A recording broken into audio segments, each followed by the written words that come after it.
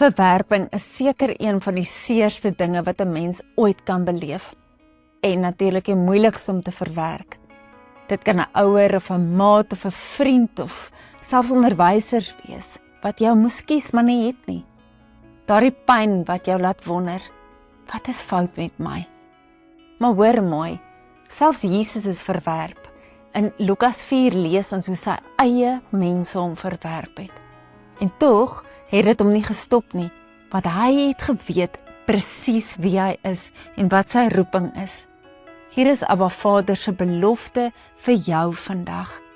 Ons lees in Jeremia 17 vers 7. Geseënd is die man wat op die Here vertrou. Jou waarde lê nie in mense se opinies nie. Jou waarde lê in God.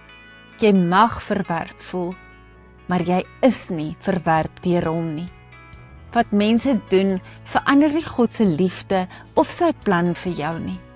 Moenie twyfel in jou waarde nie, moenie jou roeping mis nie.